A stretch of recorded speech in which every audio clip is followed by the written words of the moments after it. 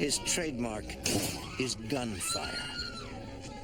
His goal, grab the cash, no matter who gets in the way.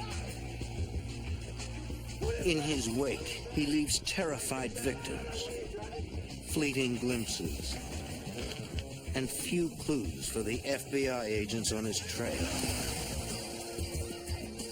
But they are determined him and end this gunman's reign of terror.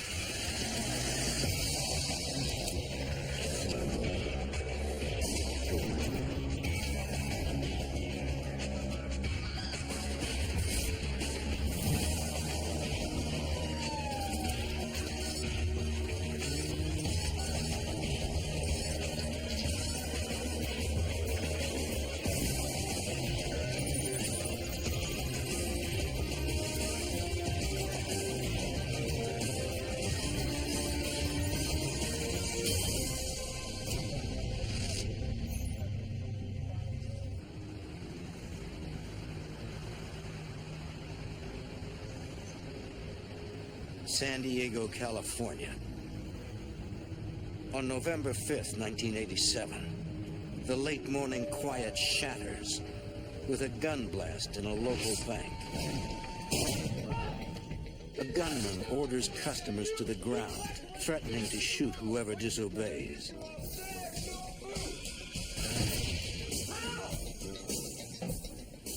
The robber forces the teller to fill his bag with money from all the cash drawers, warning against alarm die packs or marked bills.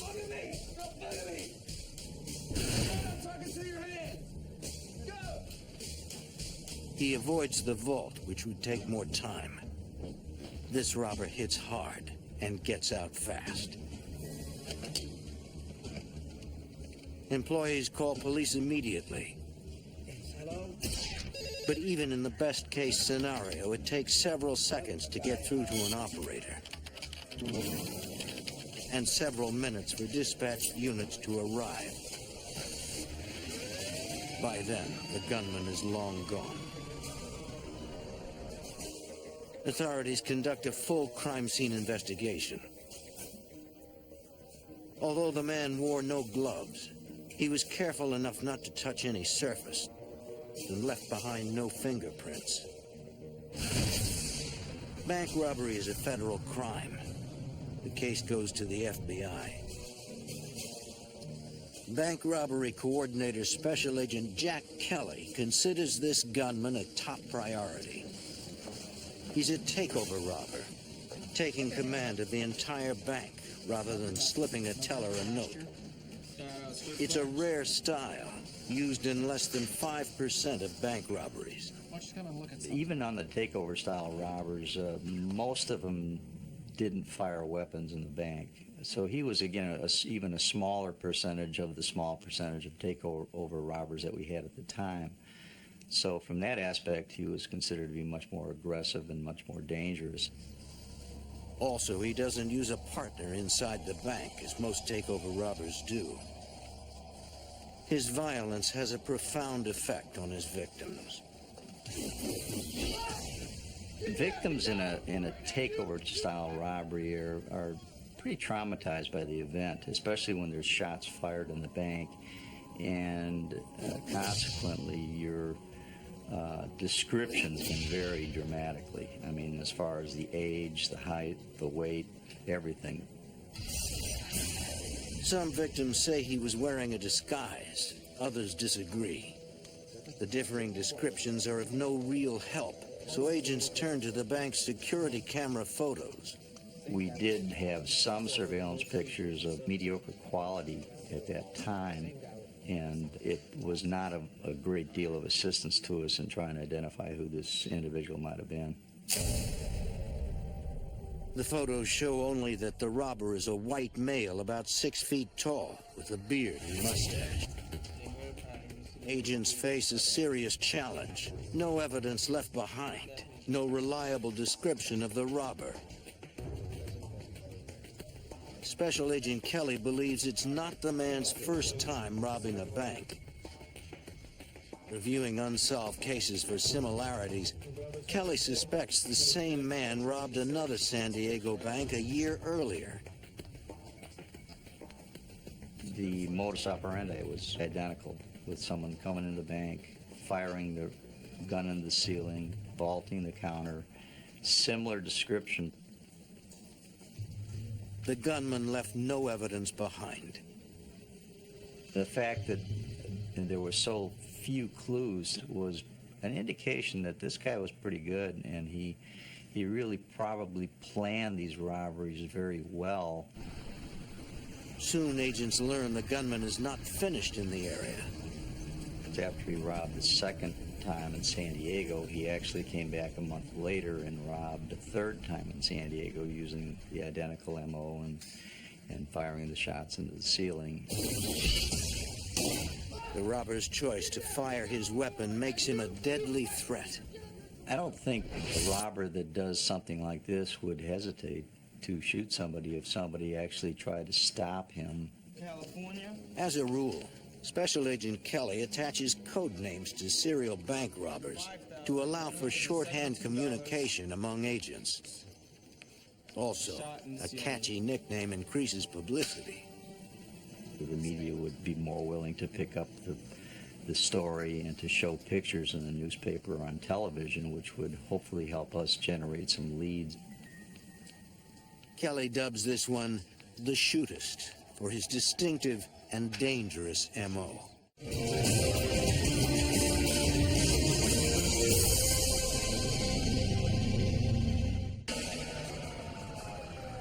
On December 14th, 1987, the Shootist robs a fourth California bank in Mission Viejo, 70 miles north of San Diego.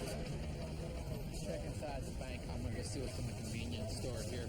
See what we can find. It was my responsibility to review all the robberies that would come in from the surrounding regional FBI offices. FBI agents respond to the bank. Special Agent Kelly with the FBI. When a robbery occurs, you do an investigation inside the bank itself for any evidence, but you also do an investigation outside the bank to look for evidence or any possible witnesses that may have seen this individual, and we did both on all these robberies. There's a bank robbery here just a few minutes. Yet they get nowhere, like they're chasing a ghost. So far, the Shootist has stolen at least $44,000. But it's not just about the money. Agents worry that at some point he'll shoot someone. We're dealing with somebody we thought that was going to become more and more aggressive during the course of his robberies, and consequently more and more dangerous. And it was somebody that definitely needed to be identified and stopped. After a year-long absence from California, the Shootist struck 3 times in 5 weeks. Kelly suspects the Shootist must have hit somewhere in that year absence. He's got to be somewhere else. He's got to be robbing banks somewhere else besides California. Checking with other FBI field offices, Kelly discovers a string of similar unsolved robberies in Texas, with dates that fit neatly into the gap between California robberies. During one of the unsolved heists, the gunman used the sort of violence agents have feared. In July 1986, a white male with a beard and sunglasses hit a bank in Abilene, Texas. After firing his gun into the ceiling, he forced the manager to fill his bag.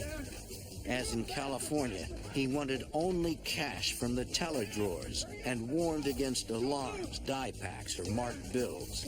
The employees followed all instructions to survive, but then... Don't you move! Don't you move! Don't be looking at me! Stay out of the same thing's gonna happen to you! The robber ran off, leaving the bank manager writhing in pain from a gunshot to the abdomen. Go lock the door. Go lock the door.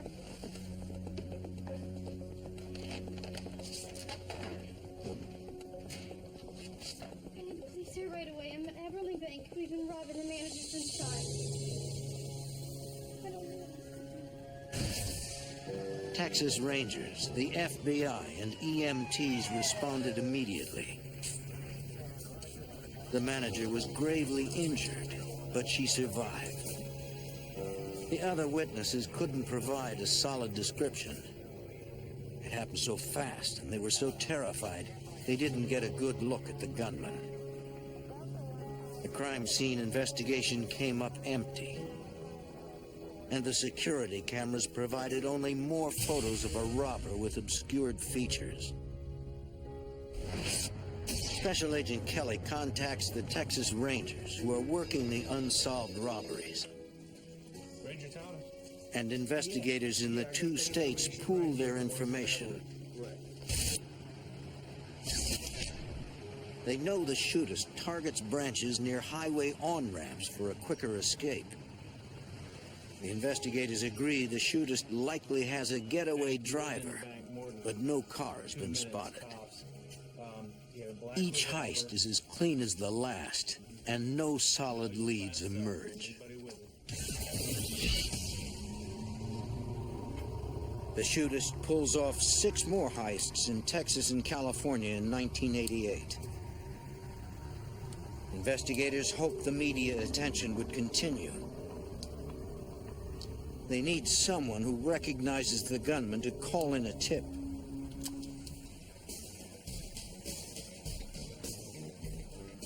He was well organized and planned things out well enough where he didn't leave a lot to track him with.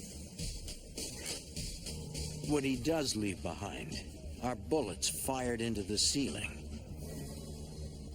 If forensic examiners can find rifling marks on the slugs, they can run them through their ballistics database. And if the gun has been used in other crimes, they might get a gunman's identity. But that's a lot of ifs. Ballistics experts determined the slugs came from a .38 caliber revolver. But there's a problem with finding traceable rifling characteristics. The rounds that we did find were pretty well damaged. They weren't really going to be much benefit for identification as far as the rifling was concerned.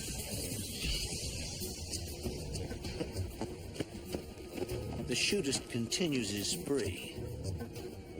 His 17th known robbery is in the San Diego suburb of University City.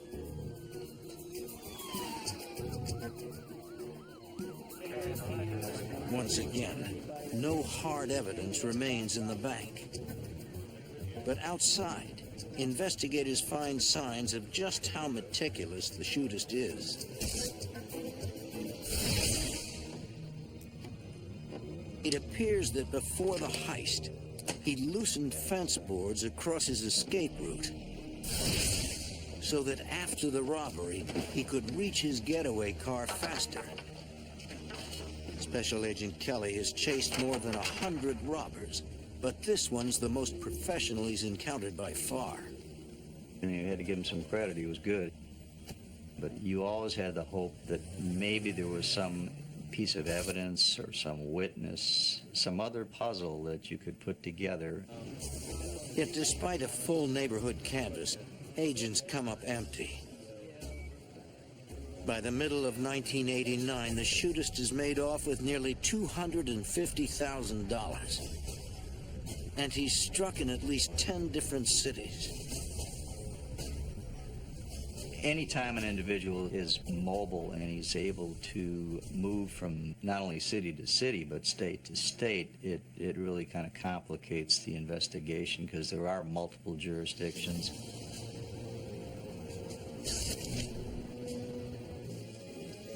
Because the Shootist acts like a professional, agents suspect he has an arrest record for robbery.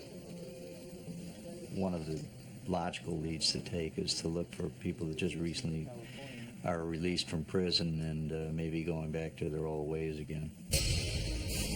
Investigators asked about bank robbers released from prison in 1986, when the Shootist spree began.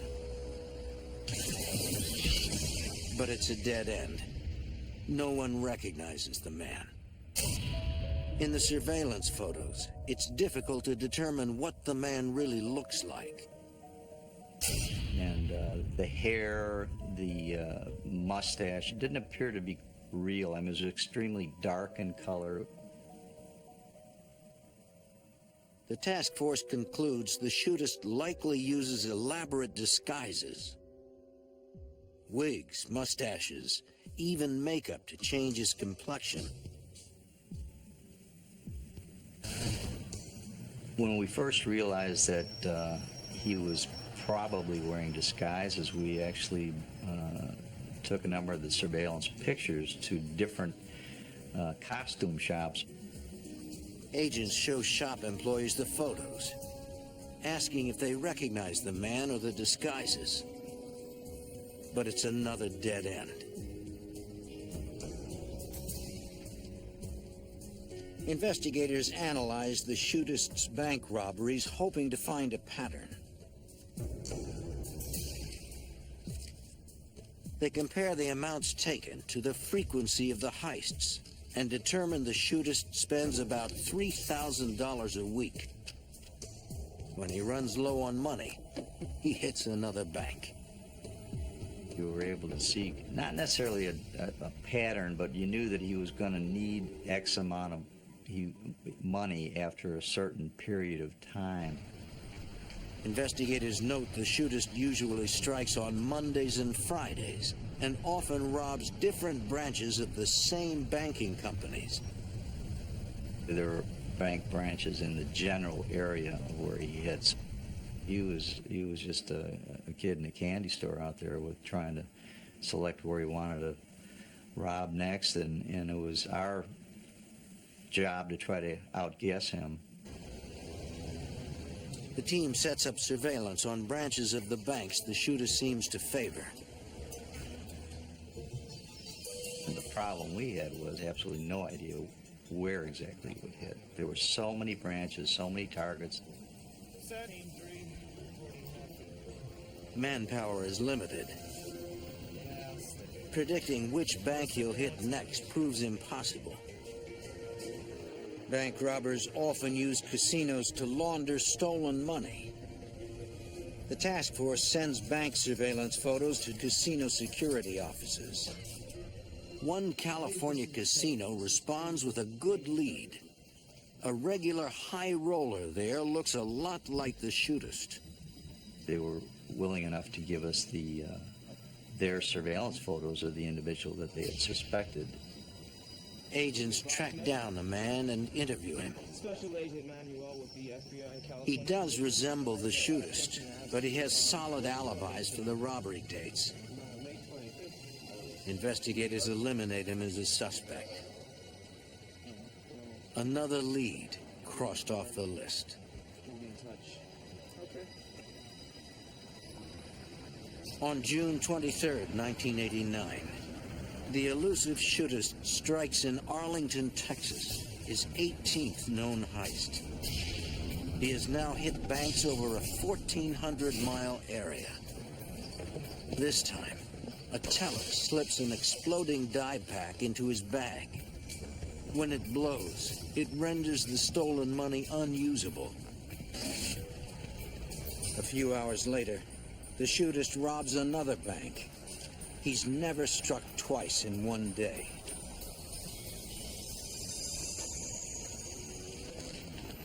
It's a reckless move.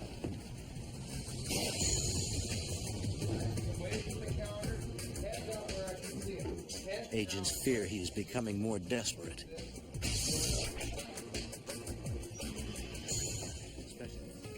Anytime in any jurisdiction that the shootist hit a bank, we would send out our communications to the other offices as quickly as possible, providing them with whatever information we have in the way of maybe some new clues or new witnesses or any better surveillance photographs.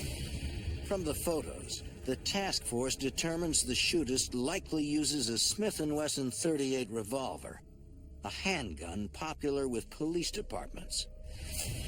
Investigators also notice he indexes his finger on the side of his weapon, just as officers are trained to do. It's an ominous possibility.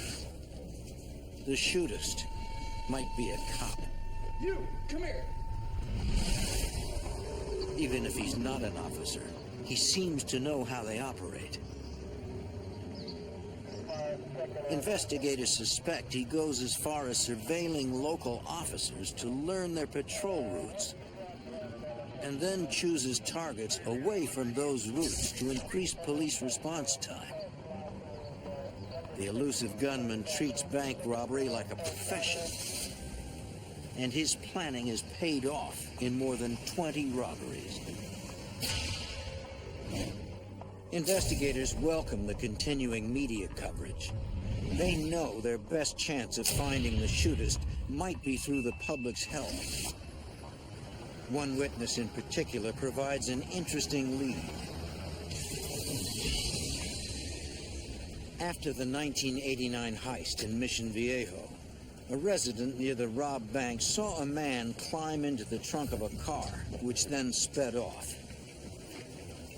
He described the car as a red four-door with California plates, but he didn't see the driver or get the plate number.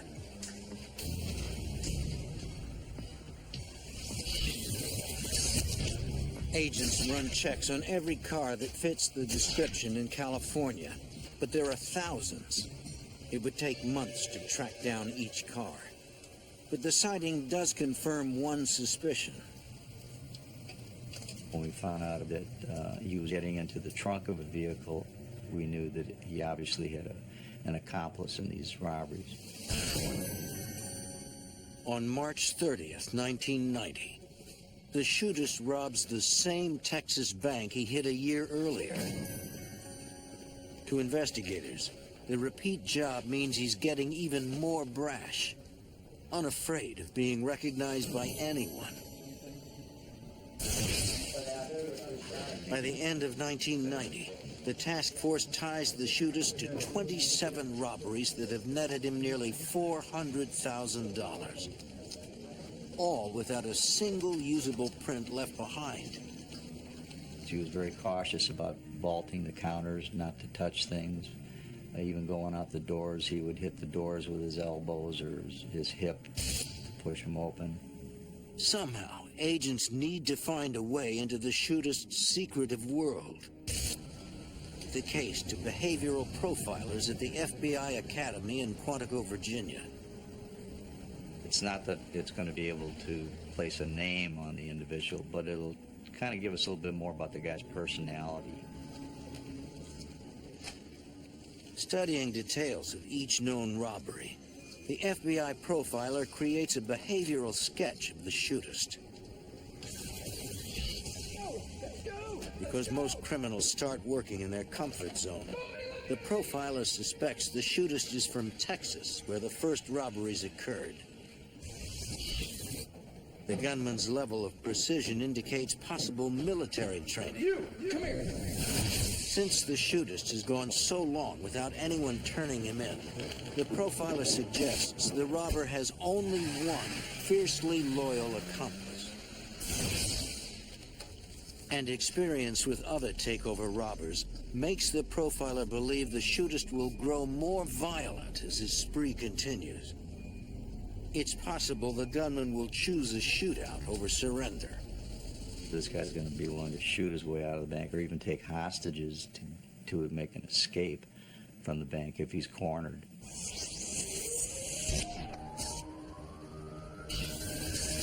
In April 1991, Did you actually see a gun?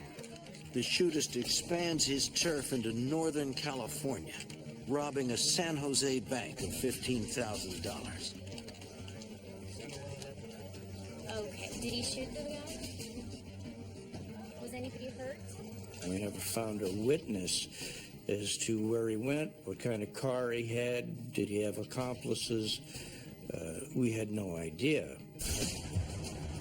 2 months later, the shootist robs a bank in Bellevue, Washington, just outside Seattle. He's expanding his territory. What do you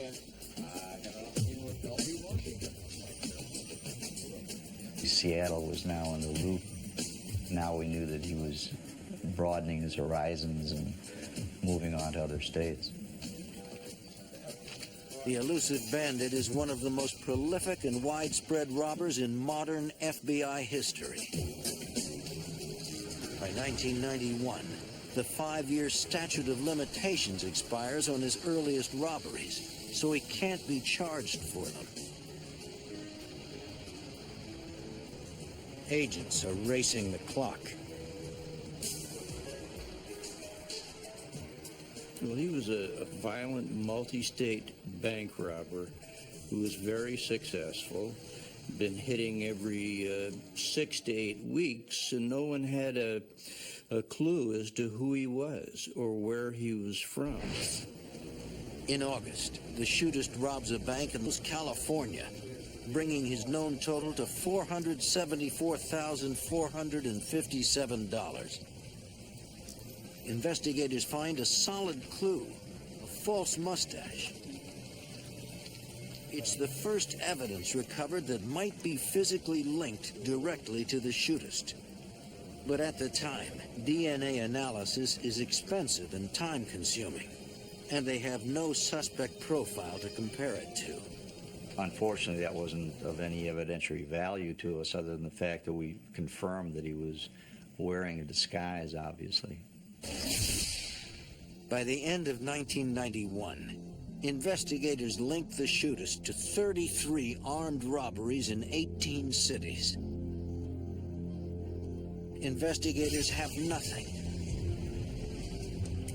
They need a break, and soon.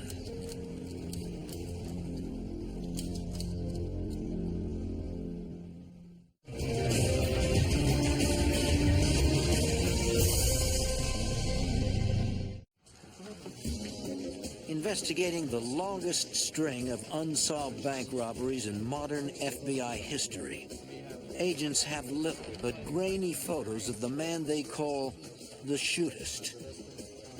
In them, they see the robber is wearing something beneath his shirt.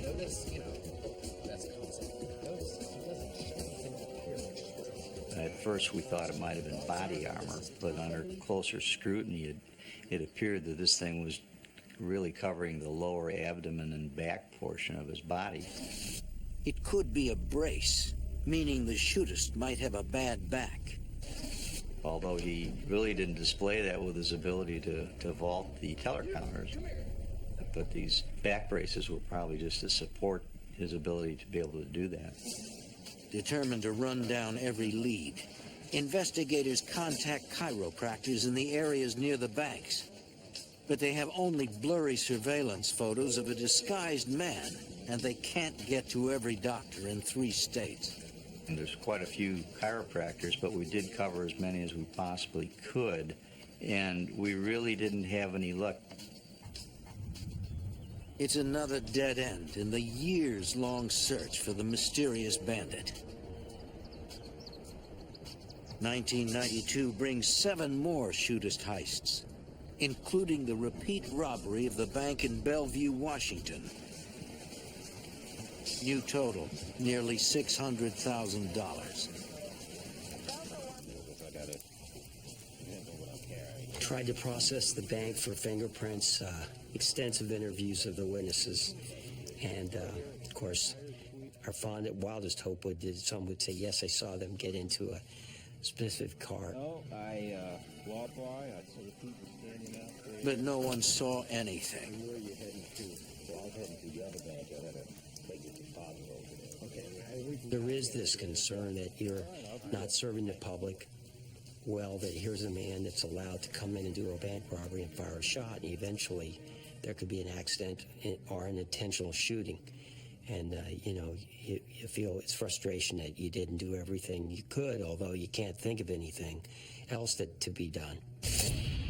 They must stop the Shootist before he graduates to murder. During a heist in San Jose, the Shootist's luck begins to wane.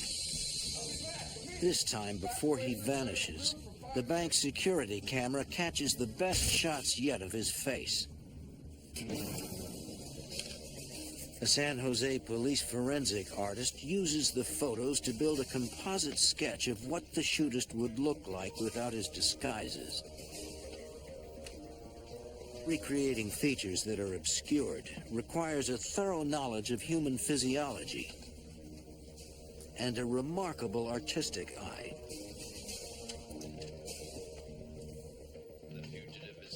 Agents blanket the target areas with the sketch, asking Crime Stopper programs to air it regularly and placing it in dozens of banks.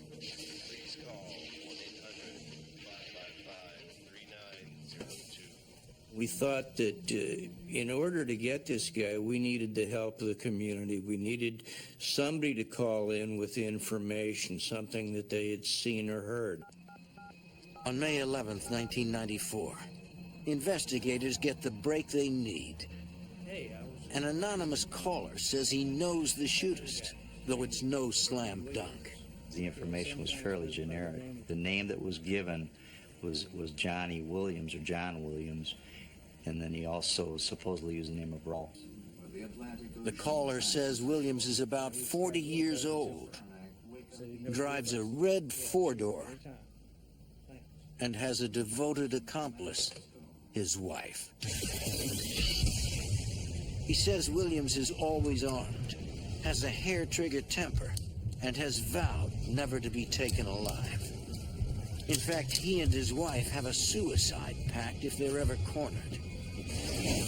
This is a good tip, but the case is far from over. Those names are so common that there were literally hundreds of Johnny Williams and Rawls that we had to go through, and we tried to narrow the list down to the ones that were really the same age as the caller had given.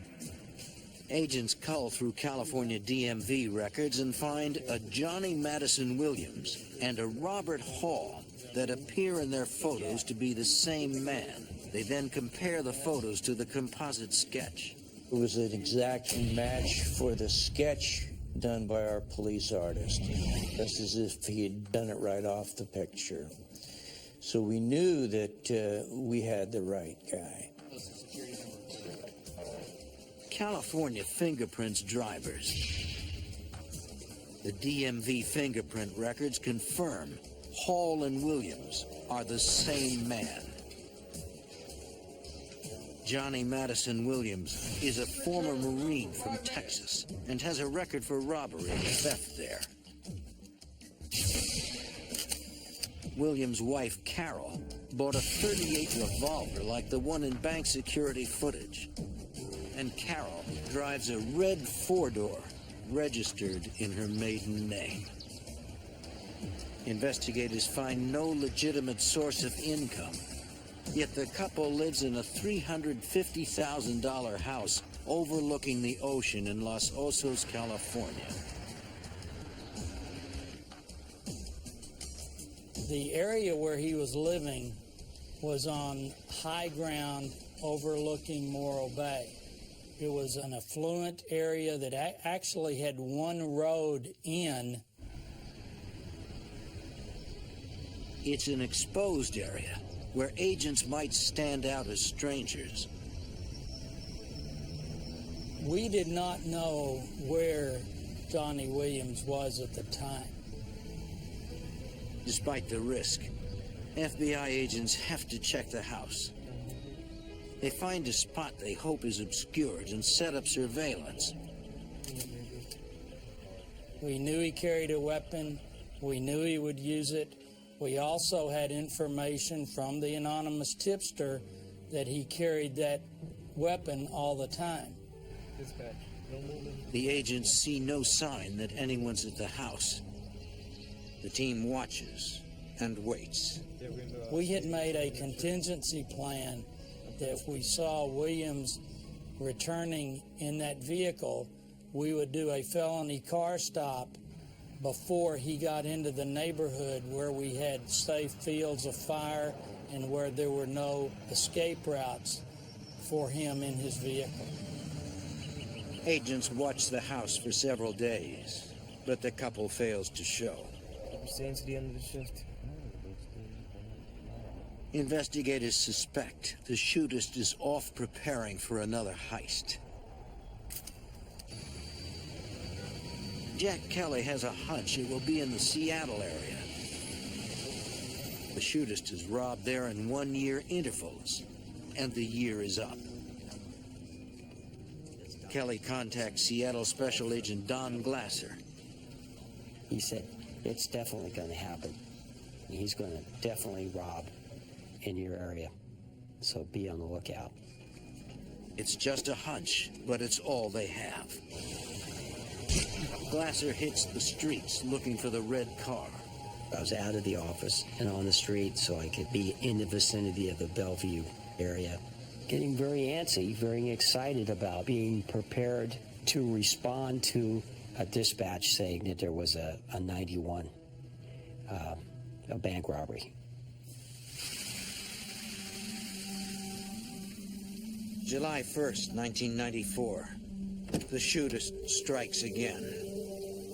He robs a bank in Kirkland, Washington, just 10 miles north of where Special Agent Glasser is on patrol looking for him.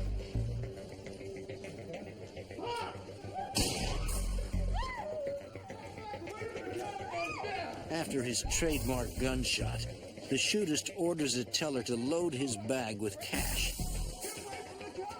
As before, he warns against bait bills or die packs and threatens to shoot if she tries anything.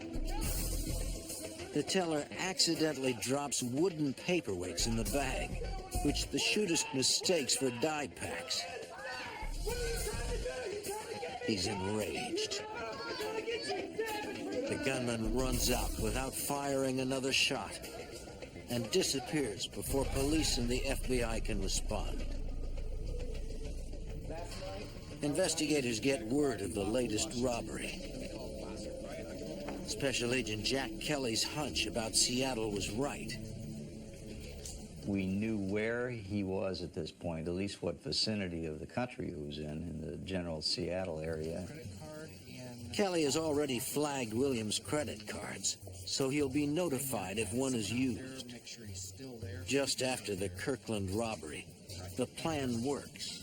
I was fortunate enough to be able to get some information from one particular credit card company that had a recent transaction up in the state of Washington at a particular hotel up there.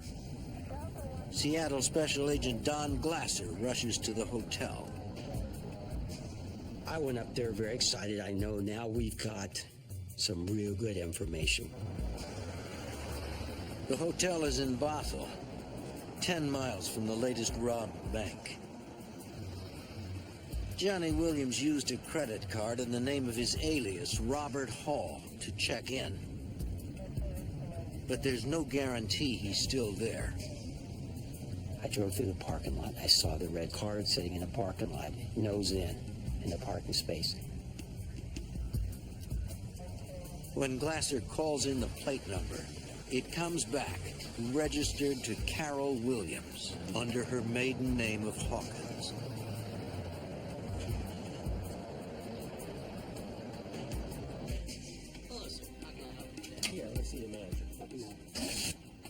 If Williams is still in the hotel, they must be careful not to tip him off or create a barricade or hostage situation. What I really need from you is I need you to look at this picture, okay? I need you to tell me a few... The manager recognizes suspect Johnny Williams as Robert Hall and says he and his wife have not checked out. So I immediately called Jack Kelly back. He gave him the news and suggested he get an airplane and fly north, and he was already packing his bags. At that point in the investigation, I was very excited. I contacted my counterpart, Jack Baxter, from the San Jose PD, told him they had the guy, not only we got him identified, but also we know where he is. So Jack hopped on a plane, and I hopped on a plane. Glasser also calls for reinforcements from the Seattle police and FBI. We made sure that none of our agents wore radios, guns, raid jackets, FBI, ball caps, any kind of identifying ask them to act normal when they're moving around. Within minutes, more agents and detectives quietly arrive and set up a perimeter. We made sure that no FBI four-door, as we call them, G-rides, were visible to this guy, but we would use surveillance vehicles. If we happened to casually look out his window, he wouldn't see anything unusual happening outside. We set up locations completely surrounding the hotel. We rented a couple rooms that would give us a base to operate from, so there was no way he would walk out. If he detected us that he might try and escape, we made sure we had it really covered. Rather than rush the room, the investigators decide to wait until they get a visual ID of Williams. Yeah, let me take a break for about half an hour. We had made sure we had an eyeball on his door at all times. By nightfall, Detective Baxter and Special Agent Kelly arrive from California.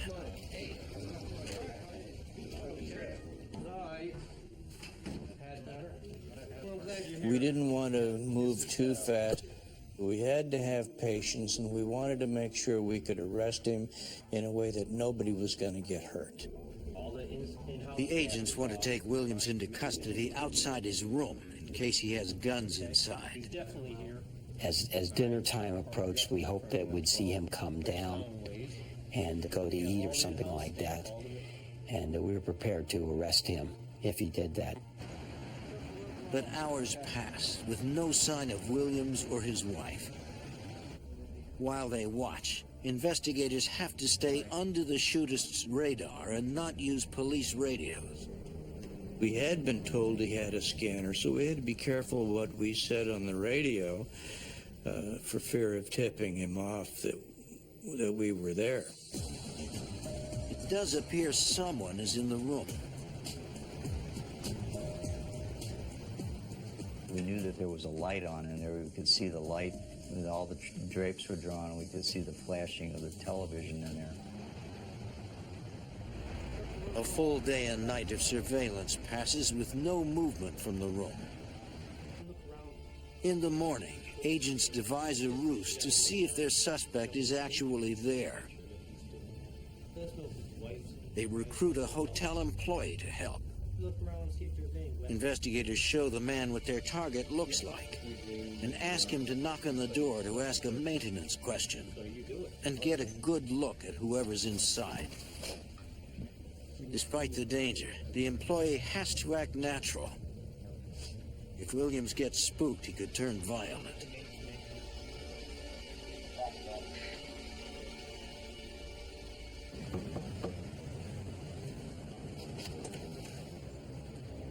I need to change the filter. When the door opens, the hotel employee asks when would be a good time to change the room's air filters. Our suspect told him that he was going to leave in an hour so he could come back in an hour and change the filters. Well, he ran back to us and positively identified him as being in the room. We had the room secured, so there's no way he was going to get out. Now they know the Shootist is definitely there. And in an hour, he should emerge. I want everybody in place in 45. An hour passes. Then 2. Williams could be on to them.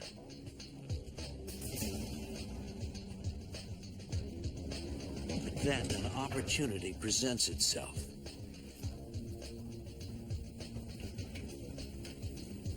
There was a phone call from that room down to the front desk, and he had asked if he could borrow a typewriter because he wanted to write a letter to someone.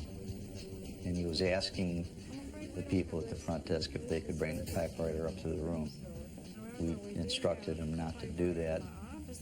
On the FBI's order, the manager tells Williams he's welcome to use the typewriter in an office near the front desk. Which he agreed to.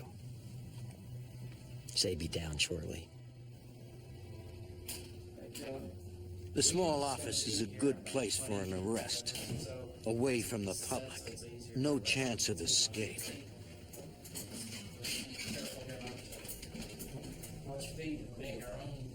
We quickly go to the room, decide where the typewriter's going to be, do a quick rearranging of furniture so that we can go into that room once he's in there and not be obstructed by furniture.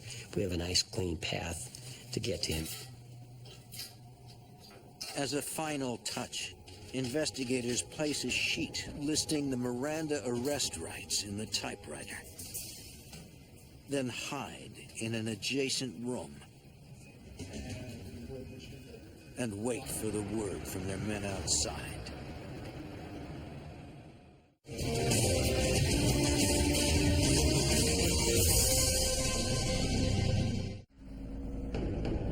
After an 8-year search, the FBI believes they have traced Johnny Madison Williams, the shootist, to a Washington State hotel room. After 40 tense minutes, a man leaves the room and heads toward the front desk. It's Johnny Williams. We saw him walking across the parking lot. Absolutely no question in our mind that is him. We recognized him as if he were our best friend. He just left his room. He's on his way to the lobby. This is it. The culmination of an 8-year chase.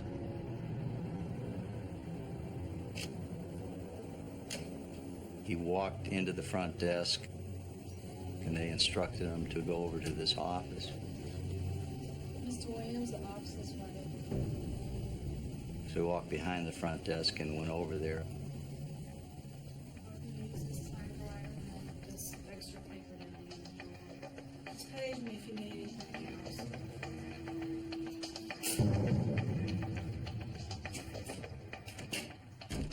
Williams is cornered, cut off from escape. Agents know he is dangerous. They are prepared for the worst.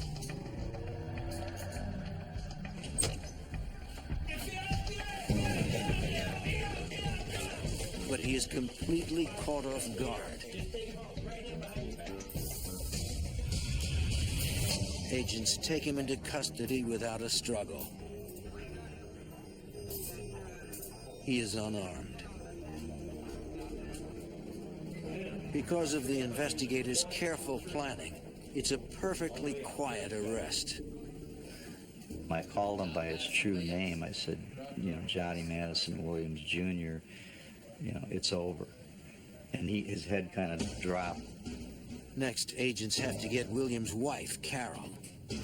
We figured there was no reason to charge into the room, that we just wait long enough and she would come down. In fact, she did.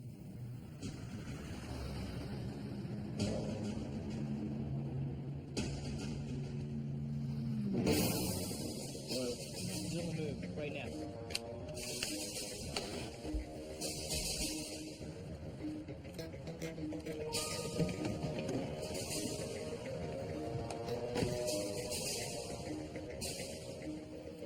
She came out of the room and she was going to her car.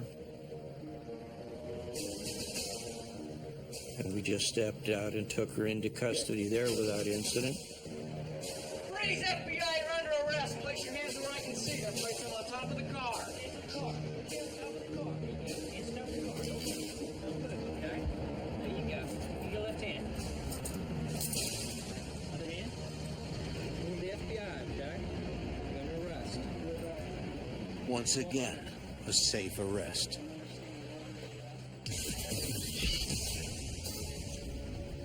Now agents go looking for evidence. He provided a consent to search his room, and in that room he had a couple scanners, he had handy-talkies, he had disguises, he had money. They also discover the shootist's own notes, a log of all his robberies. There was a gray briefcase that had a detailed record of the bank robberies, very, very organized.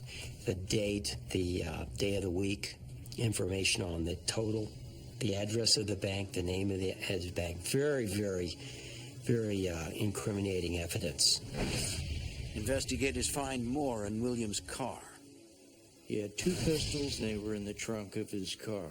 We recognized a 4-inch .38 revolver from the pictures, surveillance pictures. We knew we had the right weapon. He had a 2-inch revolver that we hadn't seen before. Both of them were loaded.